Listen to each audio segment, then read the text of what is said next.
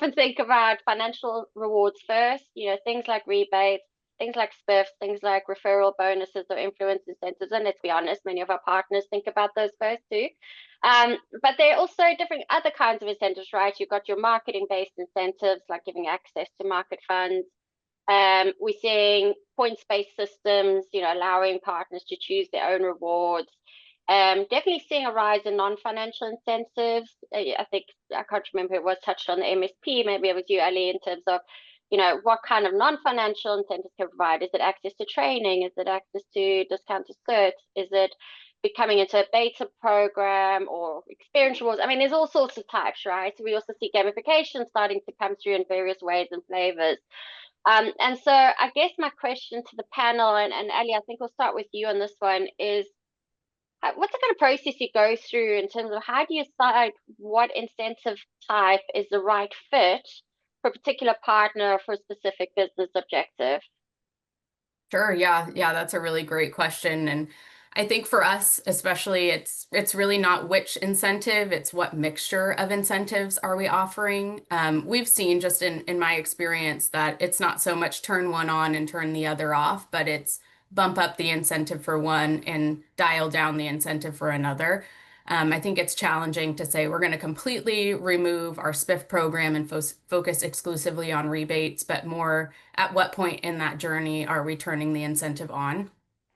We do, a full mixture of different incentives at Barracuda. Obviously, I just mentioned SPIFs, rebates, also MDF. We talked about that a little bit, Margaret. But then those also non-cash incentives that we offer access to enablement, specializations, certifications, which we've seen playing really nicely in the MSP space. We've also introduced a rewards program, and Brian, you touched on this a little bit in your first answer there. But looking at roles outside of sales, we've also introduced a sales engineer community for our partners that provides rewards for the technical folks over there. Generally, spiffs are targeted at setting a meeting, getting a deal registration, closing the business, but we know that those sales engineer and technical folks are as deeply ingrained, if not more ingrained in that process than the sales folks. So we've introduced that, seen some really great uptake with that community here at Barracuda. I'll also mention too that I think even though cash is king, some of those other incentives are starting to actually become more important than the front end typical SPIF program. So I'm excited to see how that grows for us over time.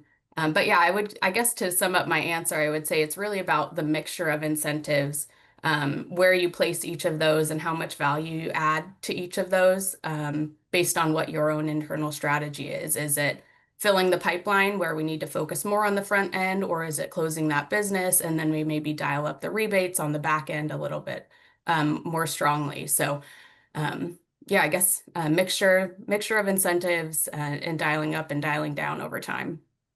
Yeah, and aligning there to kind of what the objective is as a business, right? Yeah. That makes perfect sense. Sean, anything to add to that? Yeah, I think I'd probably echo what Ali said there. I think what we're seeing more and more of is that mix of incentives across the board.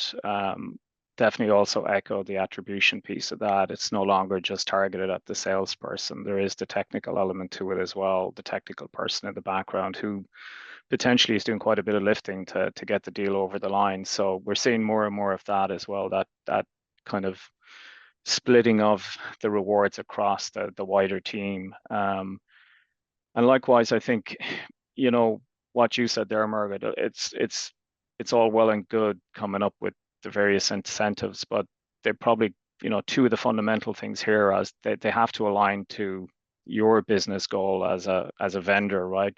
But they also have to align to the partner goal. So when you are setting up your incentive, you need to understand what the partner goal is in life as well. Obviously, their goal in life is to make money, but at the same time, in turn, obviously increase the revenue for you as well. So whilst you're thinking about your incentives, they have to align to your own internal business goals, but you do also have to have some, I suppose, consideration for what the partner business goal is as well, so that it might not always be possible to align everything, but the more you can align to what their business goal is, the more likelihood that you're going to have a successful incentive or reward program stood up. So, but yeah, definitely echo wide mix of incentives we're seeing. It's interesting that non-financial reward is definitely, yeah, coming back into it. I think there was a period of time there where cash was king. Everybody wanted dollars, but even stuff like recognition, you know, badges, that they still have a role to play in the whole incentive side of the house. So I know cash is still important, but definitely the non-monetary rewards are coming more back into it as well. So it's interesting. There's a consistency between what we're seeing from a platform perspective and implementation on platform with what Ali has said from the business side. Brian, anything to add? Yeah, it's interesting. I want to echo both of what Ali and Shauna just said there, and I think there's another layer on top of that in terms of like who your focus partners are and potentially targeting some individual incentives towards them and their teams, whether that's unique rebate programs, whether that's unique spiff or incentive programs. That's always something that we're looking at. Similarly, Sean, I think you hit the nail on the head in terms of, I still think in our world, cash is king, but sometimes that cash can be used in different forms and fashions. So for instance, there's, again, spiffs that go to individual sellers, but potentially in other parts of our ecosystem, they actually go to the organization for use in things like, whether it's marketing funds, whether that's team gatherings, whether that's ways for us to show and showcase the business. So it's almost used as a lever to do different things rather than simply going into someone's wallet. I think the other piece, and Ali, I love what you were talking about in terms of the technical community. And I think that's the other thing where we want to try and align what our systems can do with what our programs we're trying to focus on, what we're trying to message out to individuals. So say, for instance, if we're trying to attract solution engineers into kind of the elite of the elite programs, like we are right now, or using tools to incentivize people to use things that we've launched, new abilities, new functionalities. We want to ensure that people focus on that and can see exactly what we're doing so that we can then see, okay, so for this particular partner type who is interested, or this particular type of individual who we know is going to have that capability because we've trained them and we've built a journey for them to take that training and become effective messengers and evangelists for SentinelOne, then we can kind of wrap a full incentive package around that individual or that organization as we start to get more and more effective with them and see more return with them. So, again, cash is still king in a lot of cases to help through. I think that's just the easiest way for us to communicate what that value is. But yeah, it's all kind of feeding into that, right? I wouldn't say that there's necessarily, for us, I wouldn't say that there's necessarily anything outside of cash that really kind of incentivizes that, except for potentially other things that are coming in with a program, right? So like there's difference between programmatic benefits and incentives. And a lot of things I think we talk about as well are actually programmatic benefits for our ecosystem, not necessarily specific incentives for doing one thing or another.